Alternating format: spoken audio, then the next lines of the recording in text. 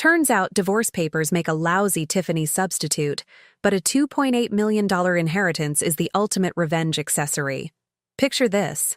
My 40th birthday dinner at Mastro's Steakhouse in Scottsdale.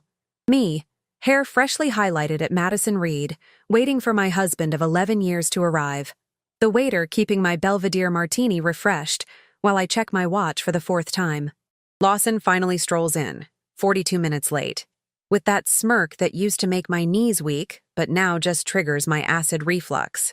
Sorry, babe. Conference call ran long. He slides into the booth, still wearing his salesman smile. The one that's closed countless software deals and convinced me, 11 years ago, that he was husband material. Here's where the Hallmark movie would cue the romantic music. Instead, Lawson places a small blue box on the table, that unmistakable Tiffany shade that makes every woman's heart skip.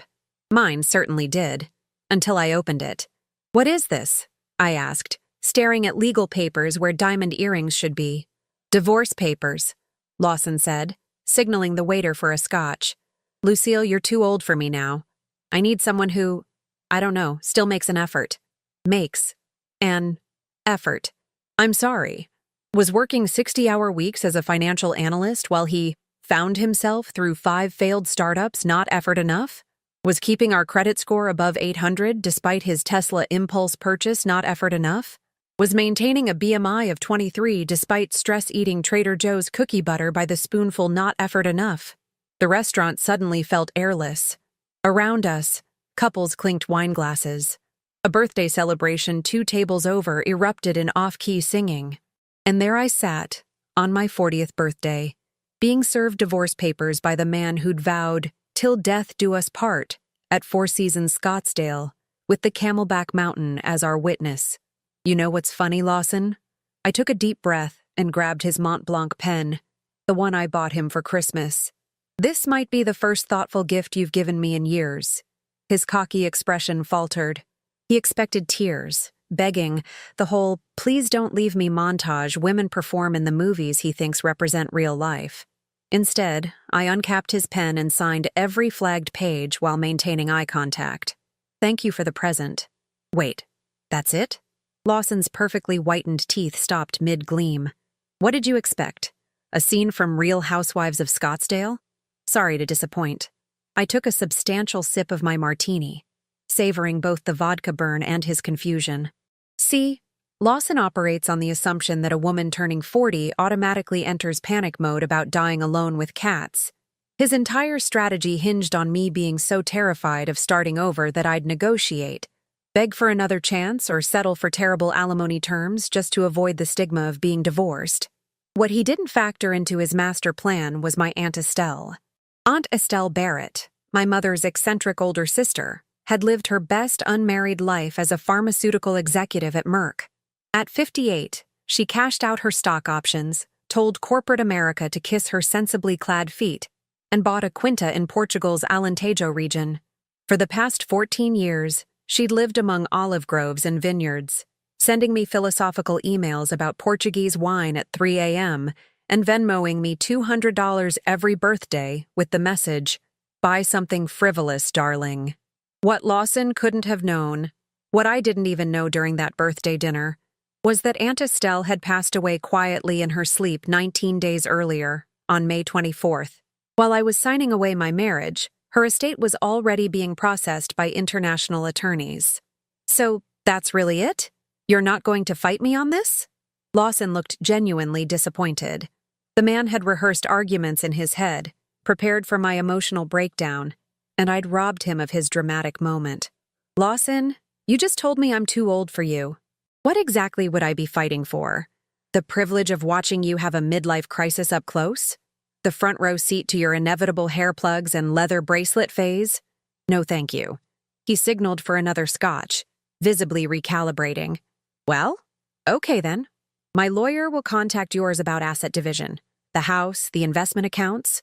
We'll need to liquidate most of it." And there it was. The real reason behind the birthday ambush. Our marital assets.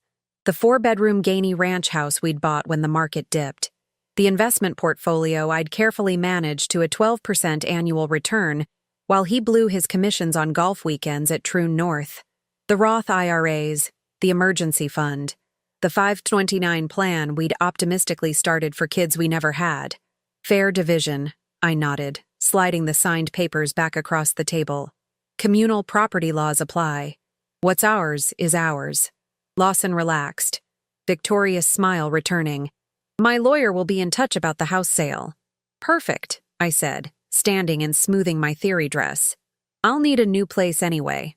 Something with a view, maybe. Don't get ahead of yourself, Lucy, he chuckled. Housing market's insane right now. You might want to look into those new apartments by the mall. More your budget after we split everything. I placed a 50 on the table for my drinks. Happy birthday to me. Enjoy your scotch. It's on me, like the last 11 years of your life. Walking out of Mastro's that night, I felt strangely light. The Arizona summer heat hit me like a wall as I stepped outside, but instead of wilting, I took a deep breath of the desert air. Palm trees swayed against the darkening sky, and for the first time in years, I felt something unexpected. Relief. I didn't know about Aunt Estelle's passing yet. I didn't know about the inheritance that was making its way through international banking systems. I just knew that somehow, at 40, I was being handed a blank slate. My phone pinged as I reached my car. A text from my best friend Olivia. How's the birthday dinner? Did he finally get you those diamond studs you've been hinting at? I laughed out loud in the parking lot. Not exactly, I typed back. He got me freedom. Drinks at your place in 20? What? I'll open the emergency valve. Front door unlocked. Get here now. As I drove across Scottsdale toward Olivia's boutique owner bachelorette pad, I had no idea that the universe was about to hand me the most satisfying revenge plot I never planned. That in exactly 12 days, on June 24th, I'd receive a call that would change everything. That my soon-to-be ex-husband's face would contort in ways I'd cherish forever when he discovered what happened. All I knew as I pulled into Olivia's driveway was that I was 40, getting divorced, and somehow, inexplicably, excited about what came next. The best revenge wasn't even on my radar yet. But oh, was it coming. Olivia's condo was my sanctuary that night. All sleek white furniture and abstract art that probably cost more than my car.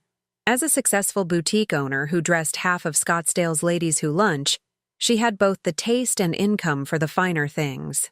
And right now, she was pouring me a glass of champagne that cost more than the special occasion bottle Lawson and I kept in our fridge for 3 years. He did not serve you divorce papers in a Tiffany box. That is next-level sociopathic, Olivia declared, handing me the crystal flute.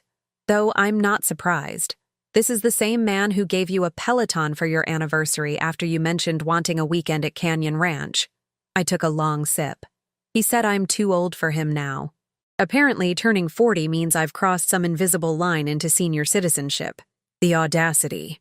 Olivia's perfect blowout shook with indignation, especially considering he's balding faster than a tire on the I-17. What's his plan exactly? Trade you in for a 25-year-old SoulCycle instructor? Probably, I sighed. He's been making those comments lately. You know, wow, that waitress must still be in college. Or, don't you wish we had the energy of those hikers? Meanwhile, he gets winded carrying groceries from the garage. The champagne was hitting just right. That perfect buzz that makes everything slightly funny, even your life imploding. What does this mean financially? Olivia asked, always practical despite her flair for drama. Arizona's a community property state, right? Yep. 50-50 split of everything acquired during marriage. The house, investments, his 401k growth, my pension contributions. 11 years of accumulation down the middle. And you're the financial analyst, she pointed out. You literally handled all your investments. Ironic, isn't it? I've spent a decade optimizing our portfolio while he bought golf clubs that cost as much as a used car. I refilled my glass. But hey, rules are rules. Half is fair. Fair? After you financially carried him through those startup disasters? Remember Snackmate? The app that was supposed to connect people with leftover restaurant food? Olivia snorted. You funded that catastrophe. Snackmate was just one of Lawson's entrepreneurial phases between sales jobs. 3 months of development, 2 weeks of beta testing, and one cease and desist letter from a restaurant chain that didn't appreciate being listed without permission. A $30,000 lesson in why Lawson should stick to selling other people's software. At least the house has appreciated, I shrugged. We bought it $675,000. It's worth about $1.2 million now. So you'll get a decent payout, Olivia nodded. Enough for a fresh start. If we can sell quickly. Lawson mentioned liquidating most of it, which I know means he'll want cash fast. I twirled my glass, watching the bubbles. He's probably already put a down payment on a bachelor pad in Old Town. Men, Olivia muttered. Their midlife crises are so predictable they should come with warning labels. The next morning, I woke on Olivia's guest bed with a champagne headache and 17 missed calls. 16 from Lawson, 1 from Meredith, his mother. I ignored Lawson but called Meredith back. Despite being my soon-to-be ex-mother-in-law, Meredith Drake had always been decent to me. A retired elementary school teacher with a fondness for ceramic angels and judgmental comments disguised as concern, she nevertheless had a sharp mind that her son failed to inherit. "Lucille, darling," her voice dripped with rehearsed sympathy when she answered. "Lawson told me everything. I'm just devastated for you both." Translation. Lawson called his mommy immediately after I walked out, spinning whatever victim narrative made him look best. "It's certainly a surprise," I said neutrally. "Not how I expected to celebrate 40. Well, 40 is a milestone," she said, as though that explained everything. Men just process these transitions differently. When Harold turned 40, he bought that ridiculous convertible. Harold, Lawson's father, had indeed purchased a red Mustang at 40, then promptly left Meredith for his dental hygienist. Like father, like son, I supposed. Though Meredith had gotten the house and half of Harold's dental practice in the settlement. She wasn't as financially naive as Lawson might be expecting me to be. "Meredith, I appreciate the call, but I'm still processing everything." Of course. I just wanted to check that you're okay, and to invite you to Sunday dinner. Just because this is happening doesn't mean you're not still family. Sunday dinner at the Drake household had been a monthly obligation throughout our marriage. 3 hours of Meredith's dry pot roast and passive-aggressive commentary on everything from my career. "It's wonderful you're so dedicated to spreadsheets, dear. To my childless state. Some women just aren't meant for motherhood, I suppose. That's very kind, but I'll need to pass this time." "Nonsense," she insisted. "I won't take no for an answer. Lawson will be there too. You two need to demonstrate that adults can handle these situations maturely." And that's how, 3 days after being served divorce papers, I found myself sitting across from my soon-to-be ex-husband at his mother's formal dining table, slicing into overcooked beef while Pachelbel's Canon played softly from hidden speakers. "Lucille," Lawson nodded stiffly when I arrived. He wore his client meeting navy blazer and had clearly gotten a fresh haircut, strategically styled to cover the thinning spot at his crown. "Lawson," I replied, handing Meredith a bottle of her favorite Chardonnay. "Thanks for having me, Meredith." "Family is family," she declared, ushering us to the table set with her wedding china. Even in transition. The first 20 minutes were excruciating small talk about Meredith's garden club and the new pastor at her Presbyterian church. Then came the ambush. "So," Meredith dabbed her lips with a monogrammed napkin. "Lawson tells me you've agreed to a quick sale of the house." I carefully set down my fork. "We haven't actually discussed specifics yet." "But you signed the papers," Lawson interjected. "My lawyer said your signature means you're agreeable to liquidation terms." "I signed acknowledgement of divorce filing," I corrected. "Asset division is separate. And I'd prefer to have my own lawyer review everything before agreements." Lawson's jaw tightened. "That will just drag things out unnecessarily." "Actually," I took a deliberate sip of water. "Arizona law requires full financial disclosure and equitable distribution. Rushing could disadvantage both parties." "See?" Meredith turned to her son. "Lucille is being perfectly reasonable. This is why you should have discussed things with her before serving those papers." Lawson's face darkened. "Mom, we agreed you wouldn't—" "I'm just saying," Meredith continued, "serving more potatoes neither of us wanted. Surprising someone at a birthday dinner isn't the approach your father taught you." "Right," Because Dad was such a relationship expert, Lawson muttered. The tension crackled like Arizona heat lightning. I suddenly understood why I was really invited. Meredith wasn't supporting me. She was using me as a prop in her ongoing passive-aggressive performance art with her son. I said carefully, what's important now is moving forward respectfully. Lawson and I had 11 years together, and how we handle this transition matters. Exactly, Meredith beamed. And since you don't have children to consider, there's really no reason this can't be amicable. Why, the Petersons from my church divorced last year and still serve on the community outreach committee together. Lawson checked his Rolex, the one I'd helped him select for his 40th birthday 2 years ago. I've got an early flight tomorrow. San Jose client meeting. On a Monday. Meredith frowned. That's not like your company. New account, he said quickly. Very important. West Coast tech startup. Huge potential. I recognized the too smooth explanation, the slight shift in his posture. Lawson wasn't going to a client meeting, but I no longer had the right, or the interest, to question his lies. I should go too. I stood, folding my napkin. Thank you for dinner, Meredith. It was illuminating. As I left the Drake family home that evening, my phone pinged with an email notification. The subject line made my heart skip. Urgent. Estate of Estelle Barrett. Beneficiary notification. I sat in my car, parked under the jacaranda tree that shed purple blossoms onto the hood, and opened the email. The first line read, "This notification is to inform you of your status as primary beneficiary of the estate of Estelle Barrett, recently deceased." My hands trembled as the words blurred through unexpected tears. Aunt Estelle was gone. And apparently, she had left me something significant enough to warrant urgent international correspondence. Little did I know, as I drove home through Scottsdale's perfectly manicured streets, that my aunt's final gift would be the ultimate cosmic justice, arriving with timing so perfect it would make even Shakespeare's plot twists seem heavy-handed by comparison. The next morning, I called in sick to work for the first time in 3 years.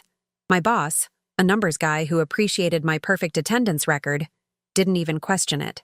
Take whatever time you need, Lucille. Divorce is essentially emotional bankruptcy with worse paperwork.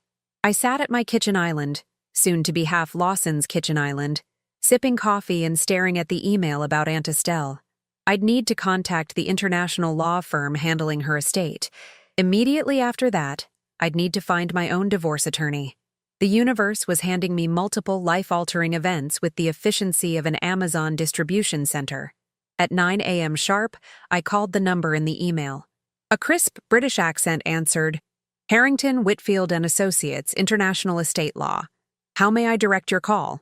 After verifying my identity with enough personal details to commit identity theft, I was connected to James Whitfield himself.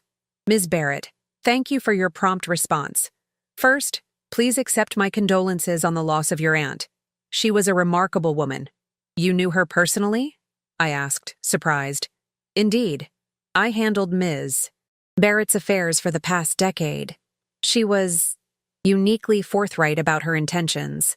That sounded like Aunt Estelle, the woman who once sent me a Christmas card that read, "Religion is mythology with better marketing. Happy solstice, darling." Mr. Whitfield, the email mentioned I'm her primary beneficiary? Correct. Your aunt left explicit instructions. The estate includes her Portuguese property, liquid assets, investment portfolio, and various personal items. The total valuation is approximately $2.8 million USD. I nearly dropped my phone. I'm sorry. Did you say $2.8 million? Yes, that's correct. Ms. Barrett was quite savvy with her Merck stock options and subsequent investments. The Quinta in Portugal has also appreciated considerably. My coffee went cold as Whitfield detailed the inheritance. Aunt Estelle had left everything to me, with small bequests to her housekeeper and gardener. The funds were already being processed through international banking channels, with full transfer expected within 9 business days. There's one more thing, Whitfield added. Your aunt left a letter to be delivered upon execution of the will. It should arrive via courier tomorrow. After hanging up, I sat motionless at my kitchen island. $2.8 million. Not lottery winnings, but life-changing money nonetheless. The kind of money that meant freedom.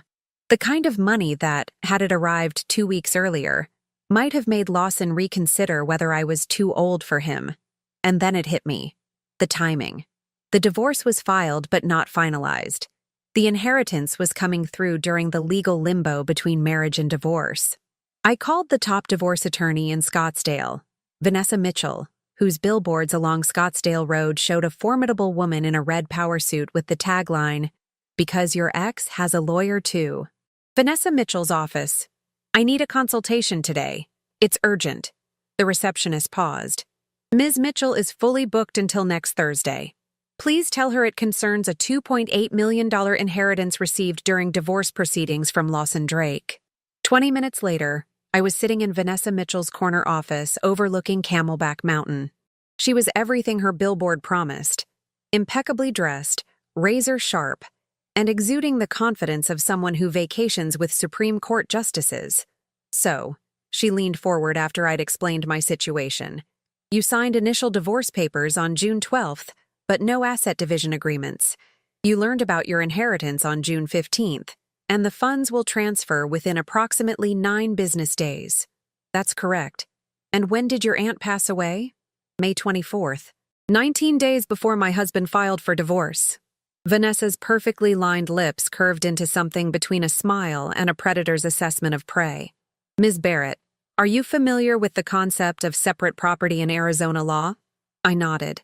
"Assets acquired before marriage or through inheritance or gift." "Precisely. In Arizona, inheritances are the separate property of the recipient, even if received during marriage. Since your aunt passed away before divorce proceedings began, and you'll receive the funds before the divorce is finalized," she let the implication hang in the air. "The inheritance is entirely mine," I finished. "Lawson has no claim to it." "Not a penny," Vanessa confirmed. "Now, had you commingled these funds, depositing them into joint accounts, using them to pay off joint debts or making joint purchases, they could be considered converted to marital property. But as long as you maintain strict separation, I'll open new accounts at a different bank," I promised. "Excellent." Vanessa made notes in an embossed leather portfolio. "Now, regarding the marital assets, the house, investments, retirement accounts, those will still be subject to equitable distribution, but your inheritance remains untouchable." I left Vanessa's office with a $5,000 retainer agreement and something I hadn't expected, a strategic advantage. Lawson didn't know about Aunt Estelle. He didn't know about the $2.8 million. And legally, I wasn't obligated to disclose inheritances as part of marital assets. The next day, a courier delivered a thick cream envelope with Portuguese stamps. Inside was a handwritten letter on Estelle's personalized stationery, dated just 2 months earlier. "My dearest Lucille, if you're reading this, I've finally escaped the tedious business of aging. Don't waste time mourning. I've had a spectacular run. I'm leaving you everything because you're the only family member who never asked me for money, while simultaneously being the only one who could be trusted to manage it properly. The delicious irony. Use this freedom wisely. I spent 58 years building someone else's empire before realizing I could have my own. Don't wait as long as I did. Your aunt who preferred quality wine to mediocre people, Estelle P.S.? If that husband of yours is still around, do reconsider. The man has the financial instincts of a carnival goldfish and the depth of a desert puddle." I laughed through my tears. Even from beyond, Aunt Estelle could read situations and people with unerring accuracy. That afternoon, I opened new accounts at Chase Bank, separate from the Bank of America accounts Lawson and I shared. I arranged for the inheritance funds to be transferred directly to these new accounts. I contacted HR to redirect my upcoming paychecks. I changed my passwords on every financial website. The pieces were falling into place when my phone rang. "Lawson. Lucy," he began, using my nickname like we were still on good terms. "My lawyer mentioned you've retained Vanessa Mitchell. Bit extreme, don't you think? She's known for being aggressive. Is there a question in there somewhere, Lawson?" He sighed dramatically. "Look, we can keep this simple. Quick house sale, split everything down the middle, done in 30 days. No need for attack dog attorneys. I prefer having professional guidance. I replied neutrally, especially given the surprise delivery method of our divorce. Still hung up on that? His voice carried that patronizing tone he used when explaining why I shouldn't be upset about whatever thoughtless thing he'd done. It was a symbolic fresh start, for both of us. In a Tiffany box, on my birthday. Creative, right? Anyway, the real estate agent is coming tomorrow to list the house. I've already moved most of my stuff to a storage unit. This was news to me. You've been in our house while I've been staying at Olivia's? Our house, he emphasized. And yes, it's still half mine until sold. I need my golf clubs and winter clothes. Oh, and I took the Peloton. Figured you weren't using it anyway. The Peloton I'd used exactly twice before, realizing I preferred actual outdoor cycling. The 2,195 stationary bike that had been his passive-aggressive commentary on my turning 39. Fine, I said, secretly thrilled that he'd taken items of minimal financial value. But no more unannounced visits. And we need to agree on listing price and terms before anything goes on the market. Whatever, Lawson dismissed. My flight to San Jose got changed. Gotta run. After hanging up, I drove home, still technically our marital home, and surveyed the situation. Lawson had indeed taken his clothes, golf equipment, and the Peloton, leaving conspicuous empty spaces throughout the house. But he'd left the valuable art we'd collected, the antique desk from his grandfather, and oddly, all the framed photos of us, now turned face down on shelves and tables like tiny tombstones marking our dead relationship. As I stood in my master bedroom, my phone pinged with an email from Ryan Palmer, Lawson's colleague at the software company. The subject: thought you should see this. The attached photo showed Lawson at what appeared to be a rooftop bar, arm around a young blonde who most definitely wasn't a client. The location tag read, San Jose, CA, and the timestamp was yesterday, during his very important client meeting. Sorry to be the messenger, Ryan's email read, but after he bragged about how he handled things with you, I figured you deserved the truth. I sat on the edge of the bed, staring at the photo. The blonde couldn't be older than 28. Her Instagram handle was visible on the photo tag, Icebrook Fitness. Undoubtedly the SoulCycle instructor Olivia had jokingly predicted. Instead of anger, I felt something unexpected. Complete clarity. In that moment, I knew exactly what I needed to do. I opened my laptop and composed an email to Vanessa Mitchell. Need to accelerate proceedings. Also, what's your position on creative but entirely legal methods of ensuring equitable asset division when one party is acting in bad faith? Her response came within minutes. I've found that the most devastating weapon in divorce is often the absolute truth, strategically deployed. Come by the office tomorrow at 9. Bring coffee and that photo. Vanessa Mitchell's office became my war room for the next week. We spreadsheet warriors are nothing if not methodical, and divorce strategy, it turns out, is just asset management with better revenge potential. The photo of Lawson with Ms. SoulCycle is useful, Vanessa explained, but not in the way you might think. Arizona is a no-fault state. His affair doesn't entitle you to more assets. However, it does give us leverage in negotiations. How so? I asked. Men like your husband care about their image. The threat of public embarrassment can be more motivating than financial considerations. She tapped her red-tipped nails on her desk. Also, does his company have a non-fraternization policy? I thought about it. Yes, actually. He complained about it once when an executive got fired for dating a subordinate. Excellent, Vanessa smiled. Now, about those funds from your aunt. The inheritance cleared on June 23rd, exactly 11 days after Lawson served me divorce papers in that Tiffany box. The timing couldn't have been more perfect if Aunt Estelle had orchestrated it herself from beyond. My separate Chase accounts now held $2,137,462.19, positioned safely beyond Lawson's reach.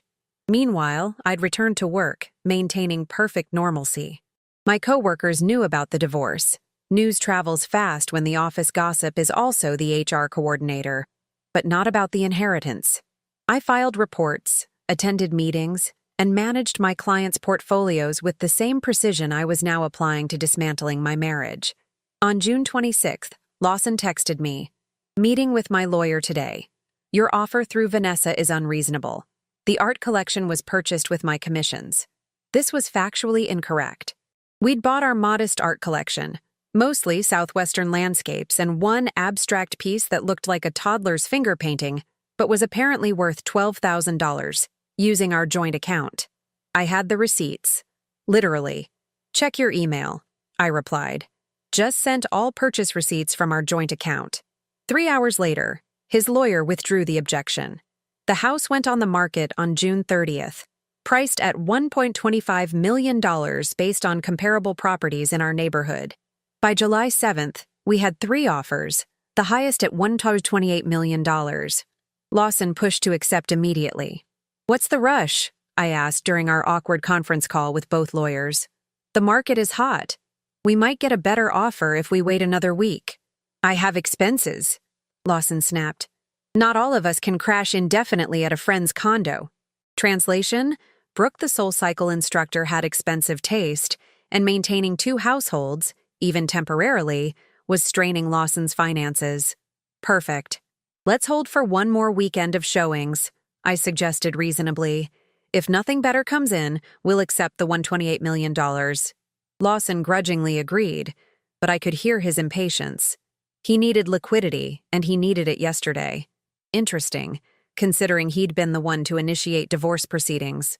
Almost as if he hadn't considered the practical financial implications of splitting our assets. That weekend, a cash offer came in at $132 million with a 15-day close. We accepted, and suddenly the countdown to financial separation was very real. On July 8th, the day we signed the house sale papers, I received a call from the HR department at Nexus Software Solutions, Lawson's employer. Ms. Barrett, this is Patricia Winters from Nexus HR. I understand you're currently in divorce proceedings with Lawson Drake? That's correct, I confirmed, curious where this was heading. We've received some concerning information about Mr. Drake's conduct, and company policy requires we investigate any potential violations involving employees. Would you be willing to answer a few questions? I hadn't initiated this.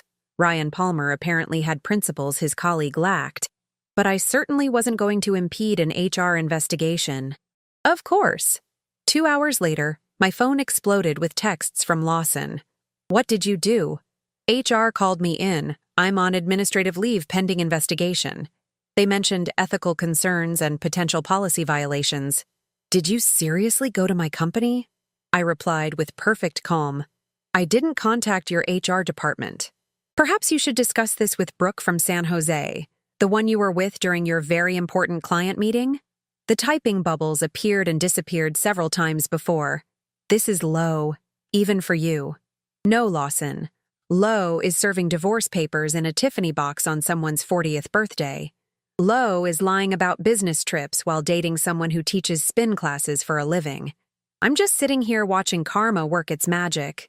He didn't reply, but I imagined him pacing his sterile apartment, running calculations on how administrative leave might affect his finances right as we entered the final phase of divorce proceedings.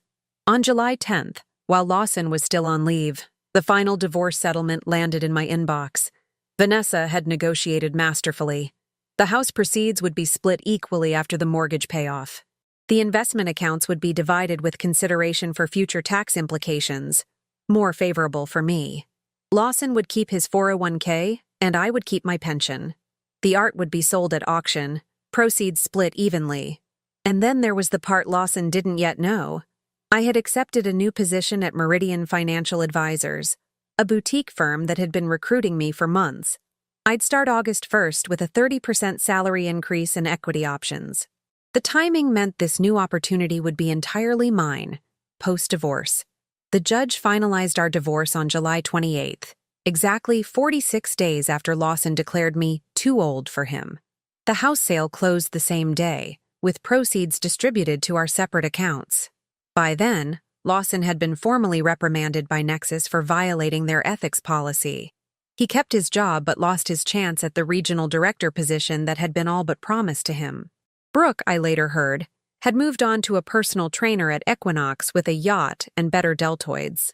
That evening, As I sat in Olivia's guest room, where I'd been staying while apartment hunting, my phone rang.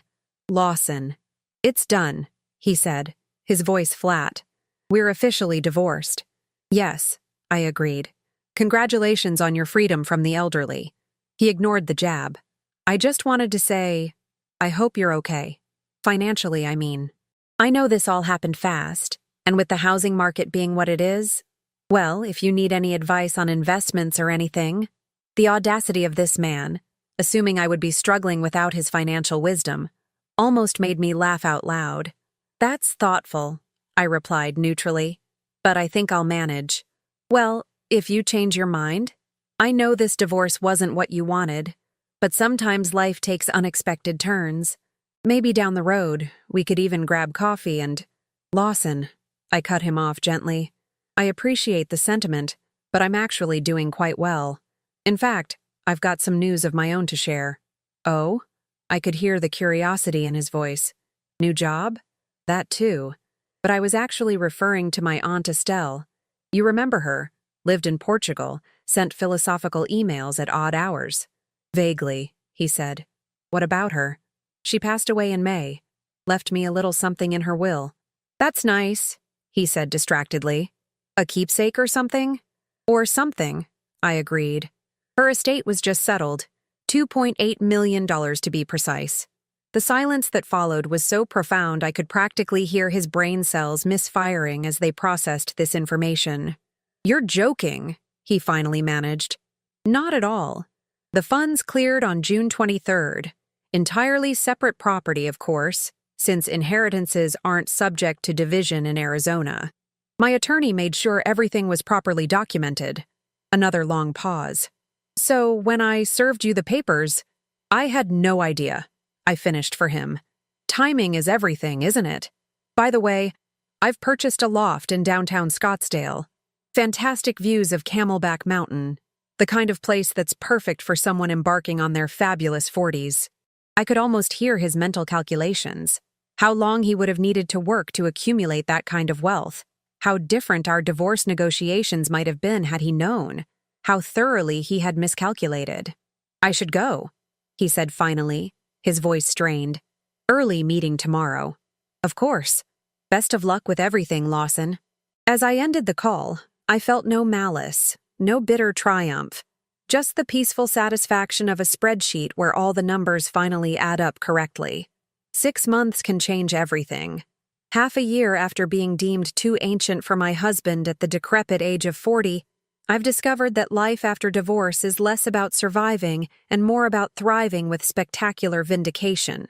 My downtown Scottsdale loft has floor-to-ceiling windows that frame Camelback Mountain like nature's own masterpiece. At sunset, the desert light bathes everything in gold, including the custom Italian marble kitchen island where I enjoy my morning coffee while reviewing investment portfolios. Not bad for a woman supposedly on the downhill slide of life. Meridian Financial has been everything I hoped for professionally.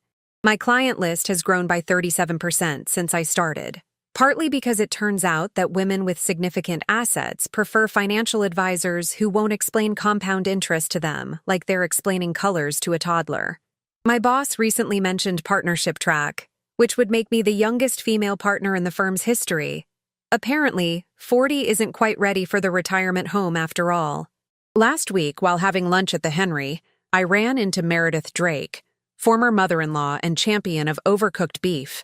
She was with her church group, all sensible haircuts and designer handbags that cost more than their grandchildren's college funds. "Lucille!" she exclaimed with the enthusiastic horror of someone spotting a ghost at a garden party. "You look wonderful." Translation: "You were supposed to wither away into bitter spinsterhood after my son discarded you." "Meredith, what a surprise. How are you?" "Managing," she sighed dramatically.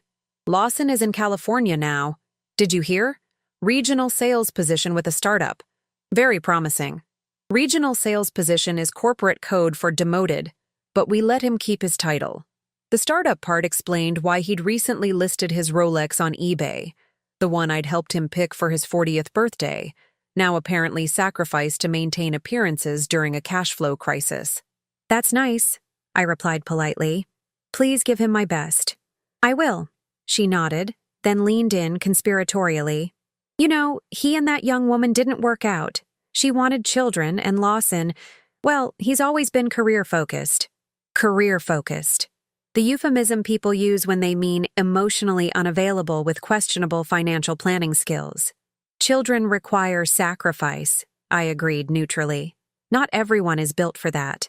She glanced at my designer watch, a small indulgence from my inheritance, and pristine blazer. You seem to be doing well for yourself. I am. I smiled. Life has a funny way of working out exactly as it should. As Meredith returned to her church friends, I thought about how narratives shift. In her version, Lawson was still the golden son making power moves in California. In reality, according to LinkedIn, which I may occasionally check during moments of professional curiosity, he was selling enterprise software for a company with more buzzwords than clients, living in a one-bedroom apartment in Fresno. Meanwhile, Olivia had officially become my business partner. We'd used part of my inheritance to open Sage Financial Boutique, a financial advisory service specifically for women navigating major life transitions. Divorce, widowhood, career changes, inheritance, all the moments when women suddenly find themselves with money to manage and a chorus of men eager to manage it for them. Our tagline, because your wealth deserves better than mansplaining. We launched 3 months ago and already have a waiting list. Turns out financial literacy marketed with empathy and zero condescension fills a significant market gap. Who knew? Last month, Ryan Palmer, Lawson's former colleague who'd tipped me off about the SoulCycle affair, became our technical advisor. He'd left Nexus after reporting Lawson's ethics violation, unwilling to work for a company that merely reprimanded, rather than fired someone for lying to clients and HR. His integrity made him perfect for our team. The other day, Ryan mentioned that Lawson had reached out to him on LinkedIn, suggesting they reconnect since bygones should be bygones. Ryan left him on read. A modern punishment so beautifully passive-aggressive, it deserves its own category of revenge. People often ask if I'm dating again. The answer is yes, occasionally, but with the luxurious selectivity of someone who doesn't need a relationship to validate her existence or fund her lifestyle. I had dinner last week with a cardiologist who reads poetry and makes his own pasta. Next weekend, I'm meeting an architectural engineer for hiking and brunch. Dating in your 40s, it turns out, has a refreshing lack of games when you approach it with absolute financial independence and zero desperation. The most surprising thing about this entire journey isn't the money or the career success. It's the realization that Lawson's rejection, that Tiffany blue box of divorce papers, was actually the universe's way of repositioning me for something far better. Sometimes the things we think will destroy us are actually setting us free. Sometimes a husband telling you you're too old is the universe telling you you're too settled. And sometimes, just sometimes, karma arrives with perfect timing and a $2.8 million check from a wine-loving aunt who saw your potential long before you did. Aunt Estelle's letter is framed in my home office now.